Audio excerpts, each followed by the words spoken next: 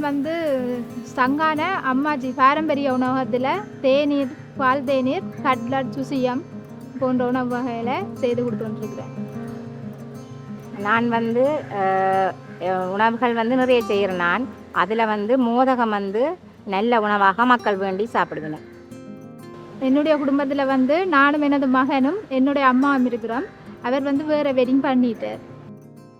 அம்மாச்சி உணவகம் ஆரம்பிக்கிறதுக்கு முன்னம் நான் பள்ளிக்கூடத்தில் சமைச்சேன்னா எனக்கு 500 ரூபா சம்பளம், மற்றது சாப்பாடு தருவேன். எனக்கு அந்த காசு எடுத்து எங்களுடைய வீட்டுக்காரரும் கொஞ்சம் பெருத்தக்காரால் தான், அதால் கொஞ்சம் வேலைகளுக்கு போகிறது குறைவு. அந்த காசை வச்சு என்னால் கொஞ்சம் லேசாக பிள்ளைகளை சமாளித்து கொண்டு போனேன். 3 பிள்ளைகளை எனக்கு படிப்பு செலவுல பார்த்தோன்னு பண்ணான். போதும் அளவாக இருக்கையில் இங்கே நான் வாரத்துக்கு முதல் தோட்ட வேலைக்கு போகிறேன். நான் அங்கே விடிய 8 மணிக்கு போனால் பின்னேரம் 5 மணிக்கு தான் வீட்டை போகலாம்.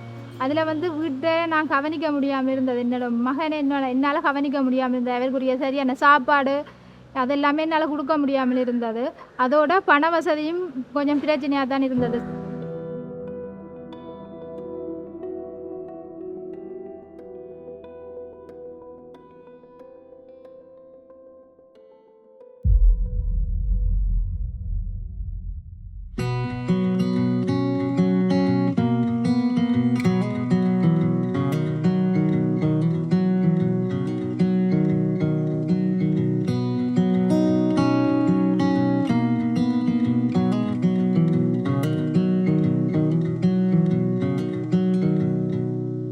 பட்ட ரீதியாக ஒவ்வொரு மக்களுடைய விருப்பங்களையும் எடுக்கப்பட்டதில் குறிப்பிட்ட சில பேர் நீர் விநியோக திட்டத்துக்கு தெரிவு செய்தாங்கள், வீதி புனரமைப்புக்கு தெரிவு செய்தாங்கள், சில மண்டபங்கள் கட்டுறதுக்கு விண்ணப்பித்திருந்தாங்கள்.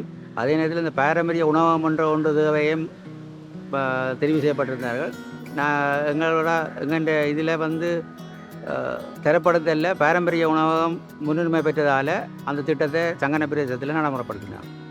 இந்த திட்டத்துக்கு பயனாளிகளை தெரிவு செய்யக்குள்ள நாங்கள் பிரதேச செயலம் ஊடாகவும் சமூக அமைப்புகள் ஊடாகவும் பத்திரிகை வாயிலாகவும் விளம்பரங்களை கோரி கிடைக்கப்பட்ட விண்ணப்பங்களின் அடிப்படையில் பெண் தலைமைத்துவ குடும்பங்கள், அதாவது வருமானம் பாதிக்கப்பட்ட ஏதோ ஒரு விதத்தில் பாதிக்கப்பட்ட பெண் தலைமைத்துவ குடும்பங்களை நாங்கள் டார்கெட்டாக எடுத்து அவைகளை தெரிவு செய்திருக்கிறோம். இந்த செயல் திட்டத்தின் மூலம் குறுகிய காலத்தில் என்னை பொறுத்தவரை ஒரு 2 கிழமைக்குள்ளேயே அவர்களது பொருளாதாரம் நல்ல முன்னேற்றம் அடைந்திருக்கு என்பது நான் அவர்களை கேட்ட கேள்விகள் கூட அறிந்து கொள்ளக்கூடியதாக இருந்தது. உதாரணமாக 2 கிழமையிலேயே அவர்கள் தங்களுக்கு தேவையான சில மிஷினரிகளை தாங்களே சொந்தமாக தங்களுடைய சொந்த பணத்திலேயே கொள்வனை செய்திருக்கிறார்கள். முதல் எங்களுக்கு வருமானம் குறைவு, இப்போ 500 ரூபா சம்பளம் தானே, அதால் எங்களுக்கு சரியான குறைவு வருமானம். அதை வச்சு சிக்கனமாக தான் நாங்கள் செலவழிச்சோம். ஒரு மாதம் வருமானத்தை பார்த்தா கூட ஒரு 15,000 கூட மிச்சம் பெறுவது கஷ்டமாக இருந்தது. இப்போ நாங்கள் அம்மாச்சி பாரம்பரிய உணவகத்துக்கு பிறகு இப்போ நாங்கள் அதிலிருந்து கொஞ்சம் 1 மடங்கு கூட நாங்கள் முயற்சி செய்து உழைக்கிறதால எங்களுக்கு வருமானம் போதுமாக இருக்கிறது.